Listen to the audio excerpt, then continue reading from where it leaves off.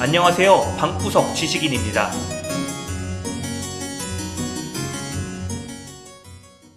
18세기 빈 고전파를 대표하는 오스트리아 천재음악가 아마데우스 이름처럼 모차르트는 신의 은총을 받고 태어났습니다. 4살에 협주곡을 연주하고 7살에 교향곡과 12살에 오페라를 작곡하며 이름을 알렸습니다. 지금까지 유명합니다.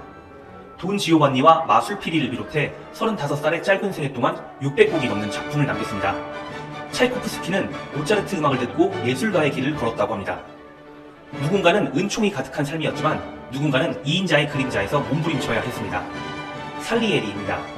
문화와 경제 중심지 오스트리아 빈에서 궁정 악장을 역임했지만 그의 이름은 시대와 세대를 뛰어넘지는 못했습니다. 살리에리는 베토벤과 슈베르트 등 후대 교과서를 장식한 음악가들의 스승이었지만 역설적이게도 이들은 모차르트를 롤 모델로 삼았습니다. 선수는 선수를 알아봤던 걸까요? 재능과 부, 명예를 모두 갖춘 살리에리였지만 모차르트의 존재 자체가 그에게는 영린이었습니다. 모차르트와 불화설에는 역사적으로 여러 논란이 있지만 살리에리는 2인자를 상징하는 대명사가 됐습니다. 여기에서 나온 심리학 용어가 살리에리 증후군입니다. 주변의 뛰어난 인물 때문에 느끼는 열등감, 시기와 질투심 증상을 이르는 말입니다. 1984년 개봉한 영화 아마데우스의 살리에리 모습에서 비롯됐습니다. 모차르트와 살리에리가 다시 주목받고 있습니다. 클래식이 아닌 K-팝에서 예술가의 권위를 놓고 방시혁 의장과 민희진 대표가 충돌했습니다. 어떤 사연이 있었을까요? 뉴진스 나오고 이거 빌보드 핫백에 오르고 나서 저한테 축하합니다. 이 위에 축하합니다가 있어요. 축하합니다. 근데 갑자기 즐거우세요? 라고 보내시면 저는 그때 되게 이게 의도가 이상하게 당연히 즐거운데 이걸 왜 묻지? 방시혁 의장은 방탄소년단을 발굴한 기획자이자 시가총액 8조 원이 넘는 하이브 엔터의 수장입니다.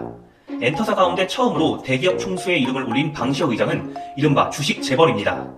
주식 재산만 놓고 보면 4대 그룹 총수인 최태원 SK그룹 회장이나 구광모 LG그룹 회장보다 순위가 높습니다.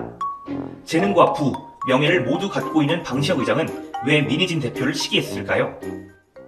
10여 년 전 빅히트 엔터는 걸스비 앰비셔스의 이름을 줄여 걸그룹 글램을 데뷔시켰습니다. 방시혁 음악 인생 14년 만에 처음으로 프로듀싱한 걸그룹이었지만 주목받지 못했습니다. 네가 남자 여자 나 상관없어 열정이 내 온 가슴에 아이디 혼자라면 여기로 와 너의 뜨거운 심장에 너 타고로 와. 오히려 그룹 멤버가 배우 이병헌과 관련한 사건을 터뜨리면서 유명해졌습니다. 하지만 같은 시기 민희진 대표는 SM엔터에서 FX 핑크테이프를 데뷔시키며 대중들의 눈도장을 찍었습니다. 아날로그 감성에 몽환적이고 개성있는 가사가 더해지면서 사랑을 받았습니다. 타이틀곡인 첫사랑니가 대표적인데요. 첫사랑에 대한 가슴 아픈 감정을 사랑니에 비유했습니다.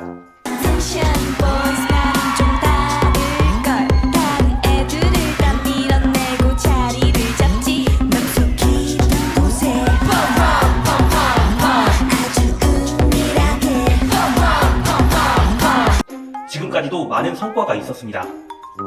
민희진을 보기 전까지 자신은 모차르트였을지 모릅니다. 하지만 엔터 산업의 미래 권력을 알아봤을까요? 방시혁 중심의 K-팝 패권을 민희진에게 넘겨주기 싫었을 겁니다.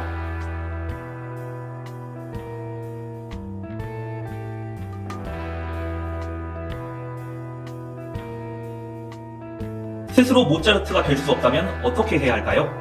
모차르트와 함께 일하는 것도 방법일 수 있습니다. K-팝의 모든 분야에서 모차르트를 꿈꾼 방시혁은 한국의 자니스를 목표로 멀티 레이블을 설립했습니다.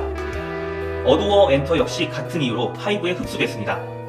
하이브가 경영권을 충돌하면서 방시혁 취향에 맞는 아이돌을 생산하려고 했습니다. 하지만 민희진 대표와 방시혁 의장이 서로 음악적 취향을 놓고 충돌하면서 뉴진스는 르세라핌과 다른 길을 가게 됐습니다. 하이브의 SM 인수 역시 같은 맥락입니다. K-팝 원조인 SM을 인수하면서 스스로 정통성을 부여하려고 했습니다. 하이브가 이른바 승자의 저주를 우려하면서까지 공격적으로 SM 인수에 나선 이유입니다.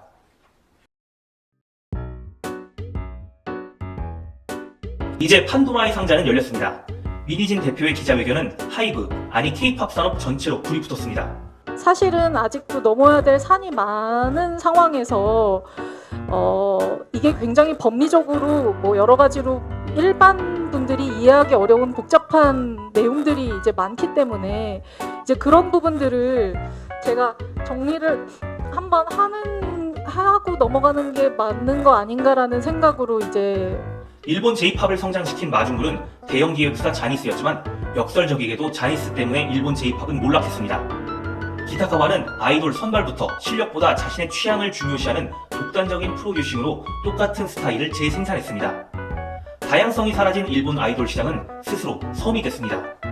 진화를 멈춘 갈라파고스로 전락했습니다. 규모의 경제와 획일화된 아이돌, 그 어디쯤에 지금 K-팝이 있습니다. 하이브 안에서 다양한 레이블이 독립적으로 다양성을 보장할 수 있다는 의견도 있습니다. 자니스의 사례를 통해 잘못된 방식을 되풀이하지 않을 것이라는 시각도 있습니다. 하이브의 앞으로 출구 전략은 무엇일까요? 아이릿과 뉴진스의 관계 정립부터 멀티레이블의 지배구조 재정비까지 풀어야 할 고차 방정식이 많습니다. 방시혁 의장의 말처럼 지금이 K-팝 산업의 최대 위기입니다. K-팝의 지각 변동은 이제 시작했습니다. 저 역시 K-팝 음악의 팬으로서 이번 상황을 예의주시하면서 지켜보겠습니다. 감사합니다.